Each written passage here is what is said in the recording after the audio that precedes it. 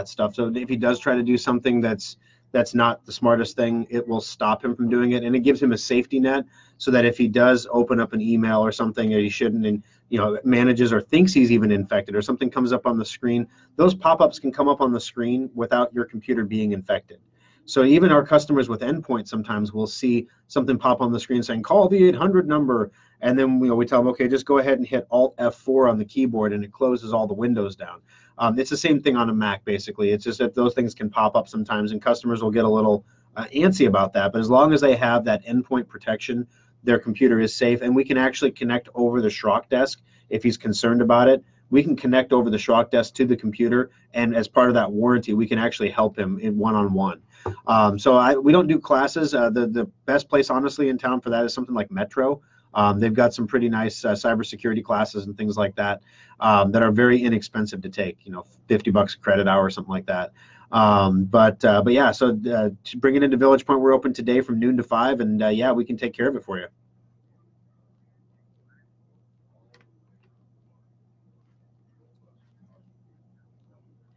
Sure.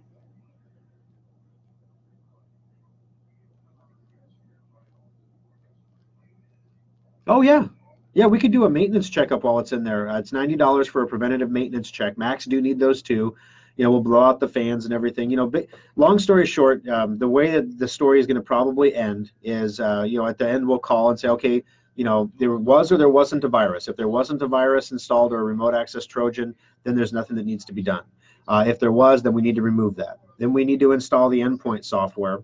While it's in there, we recommend a maintenance checkup because you've never had one before. And then we have those solid states on special, and we can actually install those in a Mac. And they make Macs faster just like they do any other computer.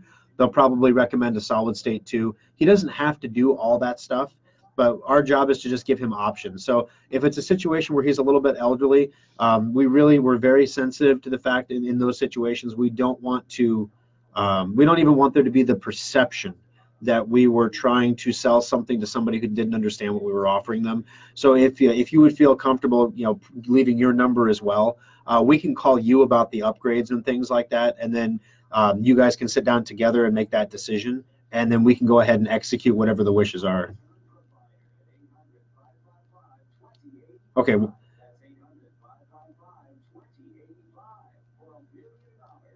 Okay. Okay, sounds like a plan. Hey, thank you for the call. I appreciate you listening to the program. Have a great day now. Bye-bye. All right, guys, I got one more to take here. They took the time to call, and they stayed on hold for so long. It's kind of, I'll try to repeat the question so that you can get some benefit from it as well. I just feel bad not taking their calls. Thank you for holding. This is Thor. How can I help you? Are you still there with me? Hello? Oh, well, thanks for calling, and have a great afternoon. Sometimes they don't stick around, All right, 7069. Okay, got that. Paperwork is done. Ready to end the show. Sorry it took so long, guys. All right, so yeah, we had a lot of calls that show. We've been struggling with calls lately. Like the last few weeks, we've maybe had 2 or 3 for the whole show. We had a full boat for a while. Some people were calling in and getting a busy signal. Because we have 5 phone lines here, so that was pretty impressive. I like that quite a bit. The caller that I was on with when the stream started had a Mac, and there was an elderly gentleman who got a pop-up on his screen, your IP is infected, call the 800 number. So he did, and he gave him his bank card number and his credit card number and his social security number. I mean, they just took this guy for a ride. So now his son's there trying to clean up the mess. They're canceling all the cards and getting a new bank account number, and they're going to contact Social Security to find out what they need to do there. And so he was saying, hey, is there something that we can get for him to help him so he doesn't get this to happen again? I told him we can put Semantic Endpoint on his Mac, and it will protect him the same as it does a PC user. Same virus-free guarantee. Gives him a resource to call us if he has a problem with his Mac. Basically, if he thinks it's infected, he can call us.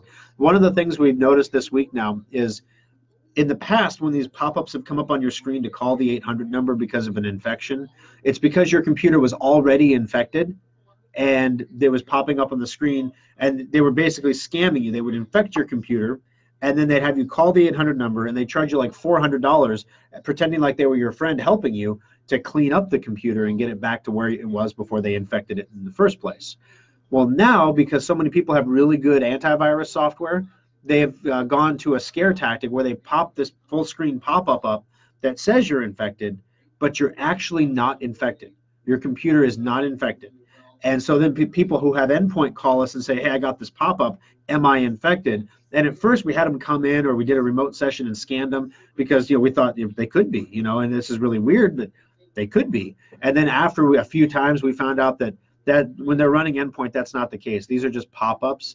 So if you ever get a full screen pop-up that comes up on your screen that doesn't have an X, you can't close out of it. Maybe sometimes they talk now. They have a voice synthesizer that's like, your computer is infected. Do not turn off the computer. You will damage your computer. If you get that kind of garbage, on your keyboard, to the left of the space bar, there's an Alt key, A-L-T. Hold down the Alt key, and then there's at the top of the keyboard, there's those F keys up there. It's F1 through F12.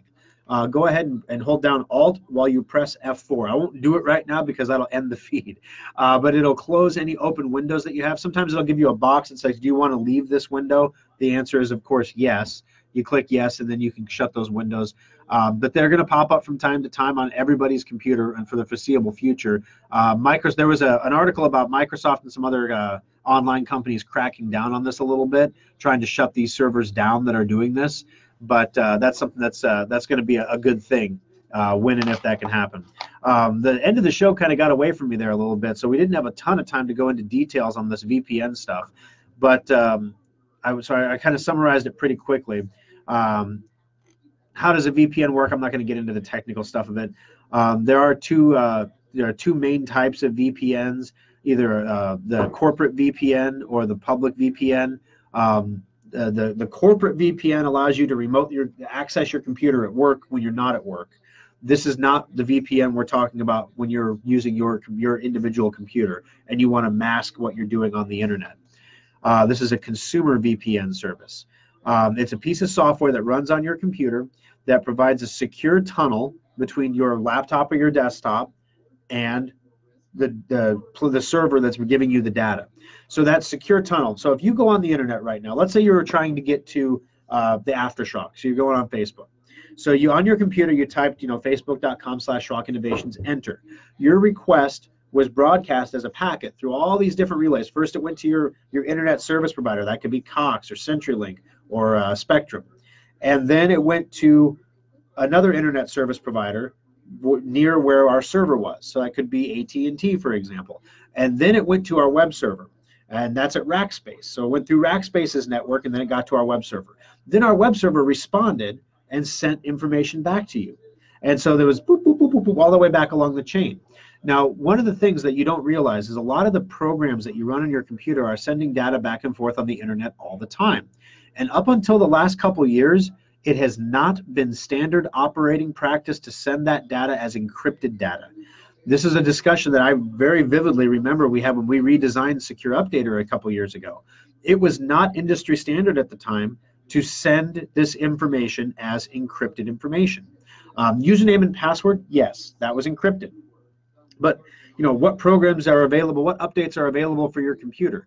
There's no real reason to encrypt that data, right? So your Secure Updater wakes up one morning and finds out there's a Java update. What does it matter if when we send you Java, it's encrypted? And you can download Java on the internet anywhere you want. What does it matter if it's encrypted? Well, we decided, because Secure Updater is often considered a security grade product because it's designed to help keep your computer safe from fake installations of software, from fake news, fake software, fake everything. Secure Updater is supposed to keep you safe from that. So we said, let's err on the side of caution and make sure that we encrypt everything, because it doesn't cost us any more to do it. It's just coding. So let's go ahead and do it. And so we did. And now today, that standard has moved. All new software that's created every communication, even if it's mundane, is encrypted to increase the security and the resiliency of the product. So when DriveAdvisor communicates with the servers about your hard drive, or it needs to send you an email, or about your hard drive failing, anything like that, those communications are secure. Now, a VPN secures all communication from your computer. So everything that you send gets secured, no matter whose internet connection you're using. So if you travel and you go to hotels a lot, if you use airport, when you go into Hy-Vee or Lowe's or Target and it pops up on your phone and says you want to use their wireless network, that is not a secure network. It's wide open. Anything you put into your phone goes right through. And I'll guarantee you, if you're price shopping Amazon against Target, they know you're doing it on your device in there. And they know what products people are doing. They're scanning every bit of data. They're data mining you, just like your utility companies have done for years. A lot of people don't realize that. You know that your utility companies sell the level of energy and electrical and gas usage that you have in your home to third-party data aggregation companies. They can estimate how many people are in your home based on how much energy you use in your home. And that's very useful when a company wants to sell you laundry detergent, for example. They can detect how many multi-person family households are in a particular area to send mail pieces or coupons or things like that. But this has been going on since the 50s. I mean, people think this is a new thing with the internet. Oh, no, no, no, no. This stuff's been being sold about you forever. Now the internet, though, allows them to know so much more about you. Now, there is a false belief that having a VPN makes you impervious. I am legend. No one can spy on me. That's not the case. What happens here is the VPN gives you a secure tunnel from point A to point B. If point B is a Russian or Chinese spy, that's point B. You're talking to a spy. They're going to spy on you. If point B is Facebook, Facebook is going to collect your data. That's what Facebook does. If you're a Facebook, that's what you do. You collect all the data, little data vacuum, suck it all up. So if you're on Facebook, if you use a VPN thinking that's going to protect your privacy while you're on Facebook, from Facebook, that's not the case, because you have a user agreement with Facebook. You get to use the free cool services. I get to stream to you for free. I don't pay for this stream. You don't pay to watch it. We have a cool thing going here, right? Price is a little bit of privacy. So they're going to watch what streams do you watch? What subject matter is it? What are you interested in? How can we use this to better target ads? For me, same thing. You stream a lot, really long streams, unusually long ones, usually 2 in a row every week. It's kind of weird. It's like you're on a schedule or something. And yeah, what can we sell you? They haven't figured out what to sell me yet. But the way things are going, the trend toward data privacy means these big companies that have been making money selling your data. That's the business model, guys. They're giving you the free product so they can sell your data.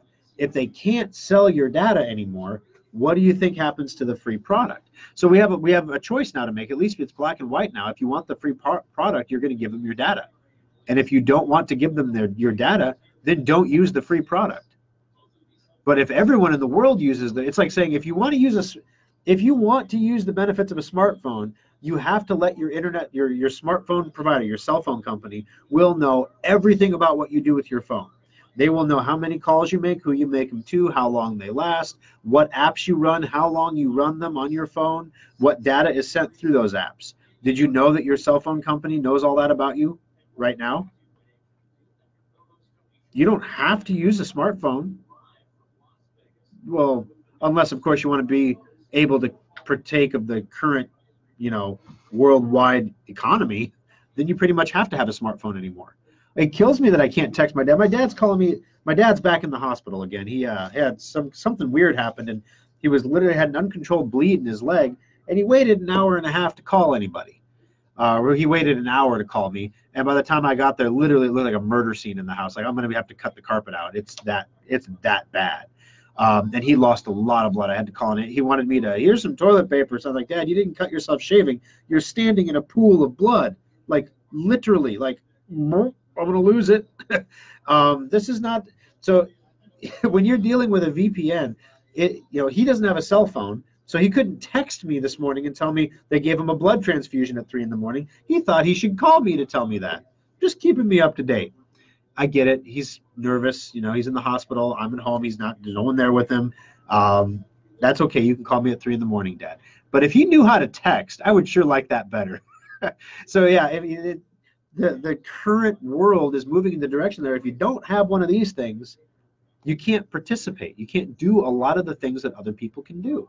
But so yeah, anyway, so a VPN, I'm off on a tangent. A VPN gives you that secure tunnel, but it doesn't protect you from the person on the end of the tunnel collecting information about what you're doing through the tunnel. Okay, so it's not perfect. The people on the other end know what you're doing, but the people in the middle don't. And there's a lot more people in the middle than you would think.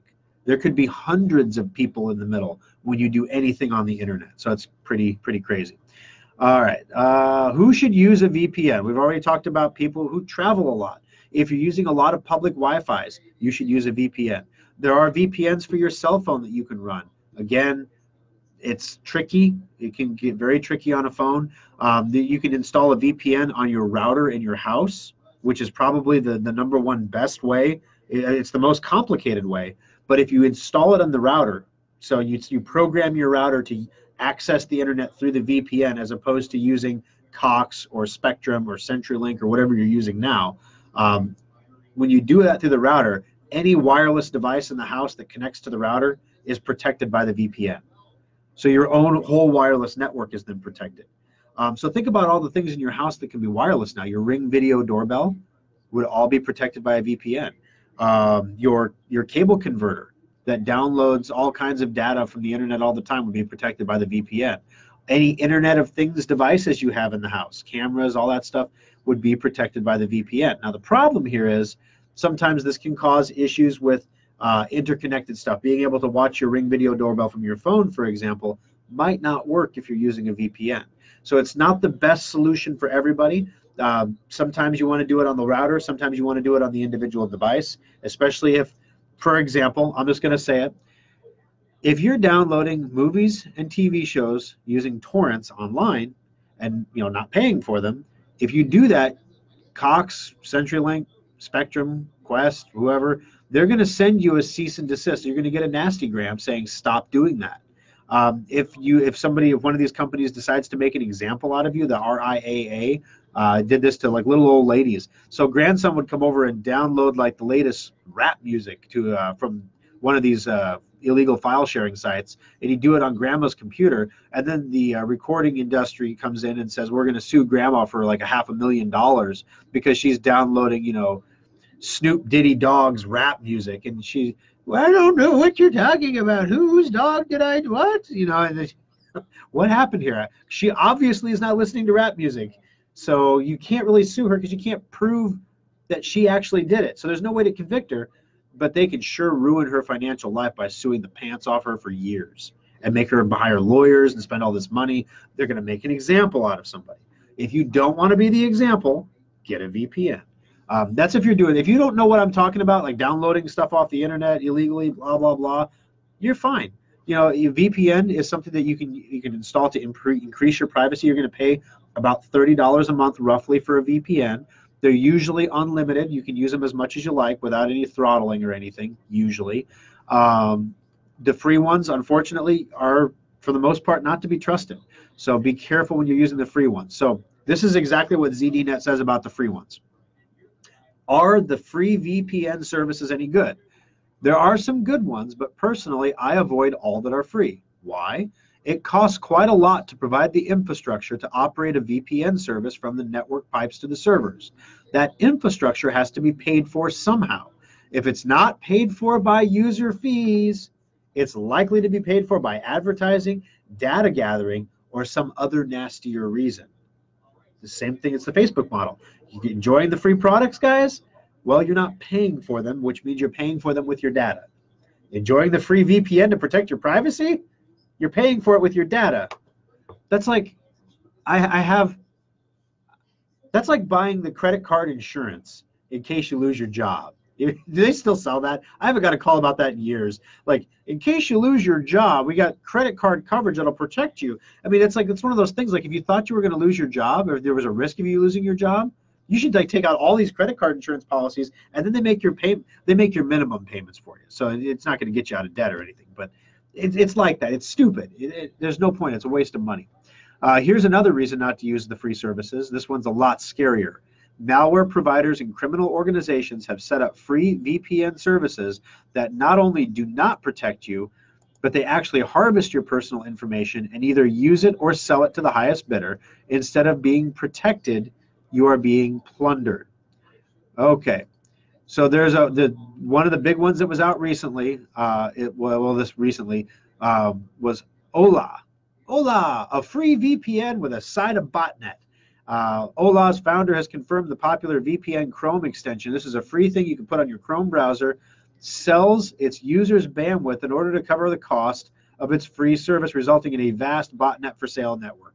They were basically using your computer to send their own information because you were running their software on your computer. They did protect you, but they used your computer for botnets, which are networks of computers that infect other computers with viruses. But they protected you, right? Golly. So what's the best way to choose a VPN? To be fair, not all pay VPN services are legitimate. Let's see. There's always up to it. You can find online directories for VPN providers to find out which ones are good. Some are better than others, and that's reflected in their ratings, but all are legitimate companies that provide quality services. So on this one, this is CNET. This is the best VPN services for 2019. The number one rated one is 4.5 out of 5 stars. It's called Pure VPN. Number 2 is CyberGhost VPN. Number 3 is NordVPN. That's the one you're hearing about on TV. They actually scored 5 out of 5 stars. I don't know why they're in 3rd place.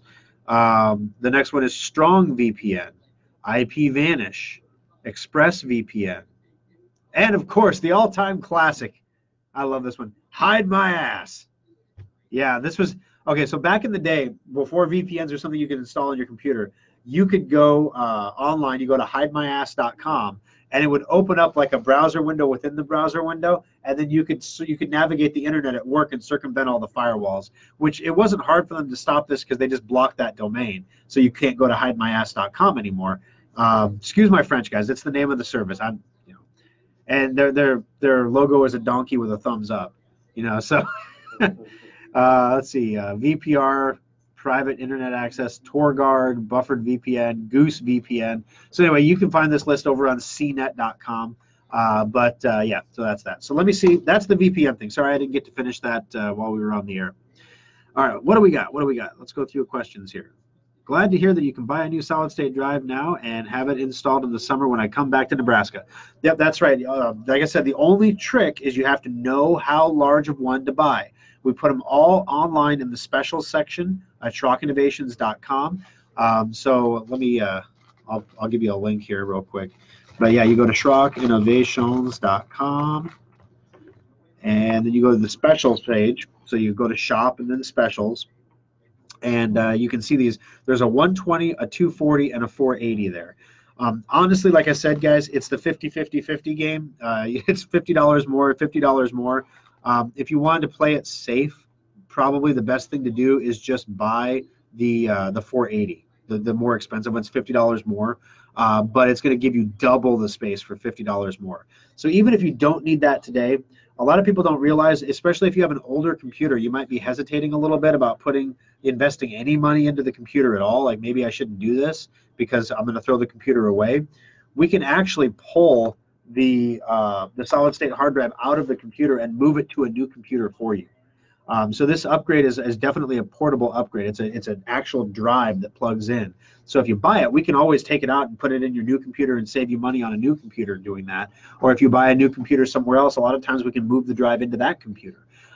So it's something that you can definitely buy on our website and have installed at a later date. That's cool. Just make sure you get one that's big enough, because otherwise, we have to charge you the difference when you come in. And right now, the solid state prices, right now, we know what they are. We don't know. In March, the whole trade thing that's the deadline for the tariff thing. And if the tariffs go to 25%, that's going to be an overnight 25% increase in the cost of pretty much every computer component. So we're watching that very closely. It's something to be aware of. I would get the bigger one if you're going to buy one online. All right. One of the modular computers from 8 to 9 years ago. We replaced the hard drive with a solid state a couple years ago. The motherboard has gone out, so I picked up a Dell 3010 Mini from work. I want to put the solid state from the modular computer into the Dell, but here there's a Windows issue doing that. Okay, so basically, Michael, we can't do that on the special for you because that's different than, well, the solid state upgrade we could do it.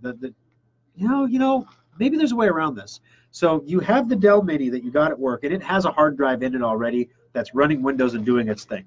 You have a solid state hard drive in this other computer over here. So if you wanted us, see, the problem is it's free labor with the purchase of the solid state hard drive. So you have to buy the solid state to get the free labor. But basically what I'm thinking here is as long as the two hard drives are healthy, right? So your solid state is healthy, which it probably is, and the drive in the Dell is healthy, which it probably is. We only charge 1 hour of labor to clone and install that, which is $110. It's actually cheaper than buying the hard drive. So I think for 1 hour of labor, Michael, we could do that for you and get you all taken care of. So it's something to think about. We could definitely do it for you. We would clone over the Dell Mini onto the solid state. And then if there's data on the solid state you want to keep, we can transfer that off the drive, clone everything over, and then transfer it back on the drive again. But the Windows issue you're talking about is all the drivers and everything that you need to run the Dell Mini. That's different than what you needed to run the other computer. So yeah, we can do it for you though. All right. And then blah, blah, blah, blah, blah. I want to keep the solid state. It's basically new. Absolutely. And there's nothing but Windows on the Dell. I don't use the desktop much, but I like it more than there's a backup. Yeah, absolutely. Absolutely, Michael. We can do that for you. All right. Richard says, I've turned off Wi-Fi access from each individual store, like JCPenney. That has improved my Wi-Fi because it says my provider is satellite Wi-Fi instead, which is more reliable and faster. Well, that's satellite. Satellite internet's actually super duper slow. But yeah, I mean, if you go into a store, for example, like JCPenney, if you're on the Wi-Fi, the challenge is places like Target. If you go into Target, Target has their little handheld scanners. They're called Telzons. Their Telzons have their own network that they operate on, and the frequency that those Telzons operate on absolutely shreds cellular signal in their stores. So it's really hard to actually get a good data connection inside of a Target for that reason. So in Target, if you want to get on the internet, you pretty much have to be on the Wi-Fi. But yeah, you don't have to join every Wi-Fi you come across. You can choose to join them or not join them. Let's see. Using a DSL modem, VPN work on it. Well, you don't install the VPN on the modem. You install it on the wireless router. So sometimes the modem and the wireless router are one box and sometimes not. So you put it on the wireless router, or you can install it directly on your computer, which is the easiest solution. With all these services that I mentioned, you go there, you sign up, you pay the $30, you install the software on your computer, and you're protected. You don't need a computer technician to do that for you. Installing it on a router, that one is a lot harder to do. Literally, that one is one that I would from my router when I'm doing it, I read the step-by-step instructions on how to do it because I don't want to make a mistake. So that's something to consider there as well. All righty. Last call for questions, guys. We're running a little bit long here again, half an hour in already. I'm not even done last call yet. But no, VPNs are interesting because people are getting more and more concerned about their privacy. I remember doing radio shows, oh man, before we were even on KFAB, where we warned basically, all this stuff you're getting for free from Google. I think it was Google at the time, Gmail.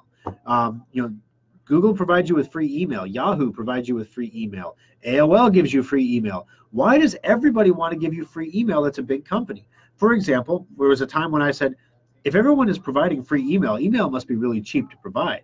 And so we were just kind of getting our own service. This was years and years and years ago. And I said, why don't we provide Schrock Mail, right? So we went out and got the domain schrockmail.com, and we were going to provide free email for people through Schrock, right? It would be cool. Then I found out that providing email for people is expensive. Holy cow, expensive, like $2-3 per account per month expensive to administer it. So how is it that all these services are willing to give you free email? How do they possibly stay in business? Light bulb. They're selling something that you're giving them, like your data. And that was when we got on the radio. We did I think that was the There's No Such Thing as a Free Lunch series. That was when we popularized that phrase for the show anyway. It's an old saying if you've never heard it before, come on. But there's no such thing as a free lunch. You're always paying for it somehow. Come to our free seminar. We'll give you a free lunch. They want you to buy. They're going to pitch you something at the seminar. They're going to try to get money from you. There's no such thing as a free lunch. There you go. So it's the same thing here with VPNs and the same thing with pretty much all this stuff. Facebook is going to harvest some data from you. And if you're not comfortable with that, you shouldn't use Facebook.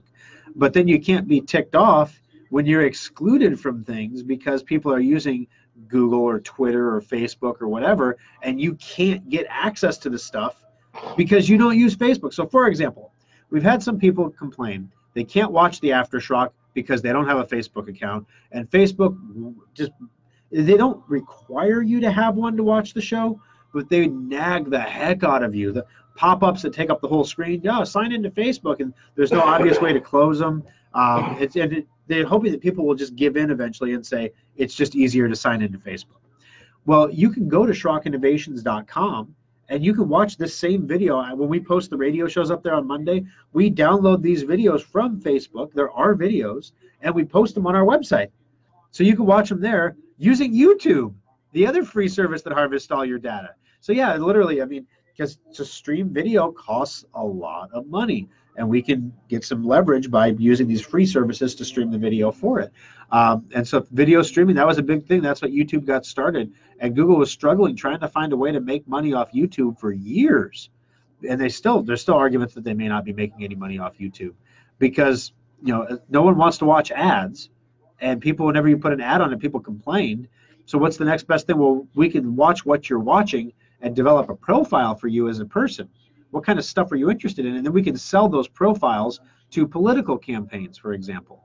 That was one of the ways you hear about how Barack Obama ran a really amazing 21st century social media campaign, and he really did. He utilized social media in ways that other campaigns had only dreamt of before that. The micro-targeting was so precise. Literally, if you were a friend of his on Facebook for the campaign, Facebook would identify, you could upload your list of friends from Facebook, and it would go through your friends and identify other people that match your political profile that would be responsive to hearing about Barack Obama, and then it would contact those people on your behalf to spread the message about Barack Obama. And so it created like a bubble, basically, where everybody who was anybody was talking about Barack Obama and how awesome he was, and then people who weren't in the bubble heard about other people. I mean, it's like the Apple Store. If you've never stood in line outside of an Apple Store to wait for an iPhone, I have never done that. But I can look and I can see the lines of people standing outside and think, wow, that iPhone's pretty popular. Look at that line wrapped around the building. It's the same thing. Huge bubble of people are loving Barack Obama. Maybe I should love him too. And all of it, it literally, it rolled and it rolled. It went viral. And that's social media. That's how that happened. And politicians now try to emulate that. People are a little bit wiser now about it. And you know, honestly, people who post political stuff on Facebook for me anymore, it's like I get that. I can hear that all day long. I don't care what side you're on. I don't go on Facebook to have political discussions. I don't want to see this. I click the I don't want to see this link and say, then it doesn't show me political stuff anymore. Facebook has learned that I don't want to see political stuff on Facebook. So now I don't get invited to anybody's bubbles. It's kind of lonely in my bubble, but it's peaceful. All right, guys. So let me see if there's any other questions. I'm going to scroll down here. Is there room in a 27-inch all-in-one to add a solid state as the C drive besides the existing hard drive? Yes, there's lots of room. And I should have brought a solid state with me to show on camera today. Sometimes during the radio show, I forget that there's a visual component to it, and I shave and I do my hair, but I don't like bring props. But a solid state hard drive is about this big. It's a little bit smaller than a deck of cards. Your rotating disk hard drive is bigger than my whole phone. So the big one in your all-in-one. So what we would do is we would take out that giant one and we put the solid state one in there. Sometimes we have to jimmy rig it a little bit to mount it because the mounting brackets weren't designed for a smaller drive. But the good news is it doesn't really matter as long as we can get one screw in the drive, because you could bounce these things off a wall and they're fine. We just don't want it rattling in your computer, like when your speakers go boom, boom, you know, hearing a rattling around inside. That's bad, because that would just be annoying. So we always make sure we get a couple screws in it at least, or we use a mounting bracket. They make brackets that we can put in there to reduce it down. Sometimes on iMacs, for example, you know, it's not easy to do. You have to get a mounting bracket to restrict it in there. Or worst case scenario, the old double-sided sticky tape, you know, the 3M, stick it to the back of the Mac kind of thing. Heck, if Apple can use double-sided tape to put an iPhone together, why can't we mount a hard drive with it? Just saying. So yeah, absolutely, Ray. We can put that that hard drive in your 27-inch all-in-one very easily. So yeah, definitely get that into us. You're going to be really happy with the speed of that all-in-one. After you replace that hard drive, it's going to make a world of difference. I haven't answered your question on either show. All right, Todd, what was your question? Bear with me here. I think if you were the Todd on hold, I tried to take your call, but you hung up on me. People at the start saw me. Thanks for holding. How can I help you? Hello, hello. Oh, sorry. All right, so I'm trying to scroll up. The problem here, guys, is on Facebook, I can't scroll back all the way to the beginning. Okay, here we go, Todd. I think I found you. Thinking about replacing your old laptop with an iPad Pro 12.9-inch. My thoughts. Okay, so first of all, there's a debate going on right now in the computing community, if you will. Is the iPad a computer? Apple says it is. Microsoft says it's not. Well, what are the arguments? Apple says you can do anything on an iPad you can do on a Mac. Okay. Microsoft says you can't hook up any devices to your iPad. You can't transfer data on or off the iPad. It's not a computer. It's a computing device, but it should not be considered an actual computer. A computer as in you can use this to create new amazing things. Yeah, you can render a movie on an iPad. You can make a movie on an iPad, but you don't see full feature films being produced on an iPad, but they can be produced on a computer. So there's obviously a point at which there's a line, and after that line, it becomes harder to do things on a tablet than it is on a computer. I can remotely access my phone from my phone to my desktop computer at home, and I can do all my emailing and everything on my 6-inch screen. But it's a lot easier on my 327-inch screens to do everything I need to do in a day. A lot more efficient. It's the same thing. It's an efficiency game. So could you replace your computer with an iPad? The answer is possibly yes. Now, the 12.9-inch iPads, we're seeing them in the service center. They're bowing for some reason. And Apple hasn't said anything about it, but literally you set them on the table and they're curling up on the ends. So I think they just took the regular, it's too thin. I think it's too thin and too light. The metal is actually warping for some reason. And it's not breaking the screen, but what happens then is if you, they're having trouble with the power, the charging ports are not working properly. And so then if you open it up to replace the charging port, it's hard to put the screen back on because that screen was the only thing keeping that entire case from tacoing up on you. So I would say that there's a construction materials issue with the 12.9-inch iMac right now. So I wouldn't personally be buying one for myself or my kids or anything. If I was going to spend that much money on a computer, on a tablet, I would just buy a Windows tablet. The Surface tablet costs about the same as an iPad, and it's way more capable than the iPad is. You can hook up USB devices to it, cameras, microphones. Heck, we have a company right now that we're doing some R&D work on a medical device for them, and the whole device is based on a Surface tablet. So it's a full computer, just like any other computer, runs Windows 10. So that would be, sorry about that, Todd. I didn't see your question. I do my best to see everything I can, but that's about it. All right. Let's see if there's anything else here. I love that on the specials link for Schrock Innovations, the product specials, it grabbed the glass screen protector. Are those actually on special? I don't know why they would be, because you really don't need the glass screen protector unless you have the Schrock modular tablet. I just was one of those curious things. I just saw that it pulled a picture of a hammer. I'm like, what? All right, for specials, what do we got here for specials? The modular tablet is there. That's really weird that it pulled that particular image. Oh, because it's a related product in the left sidebar. That is weird. I'm going to talk to Alfonso about that. But anyway, all right, so I appreciate you joining us on the show today, guys. It was a really busy show. I hope I did get to everybody's stuff. Sorry about that again, Todd. I appreciate it. Sorry I didn't get to it. But yeah, I wouldn't do it. I wouldn't replace my computer with an iPad. But if the answer is could you do it, the answer is yes, you could. The answer is would I do it? No, I wouldn't. But yeah, absolutely, we can go ahead and get this all taken care of for you. If you want to do that, we can help you transfer your data, do things like that. We don't actually sell iPads. You can get those from the Apple Store for about the same price as we get them. So, all right.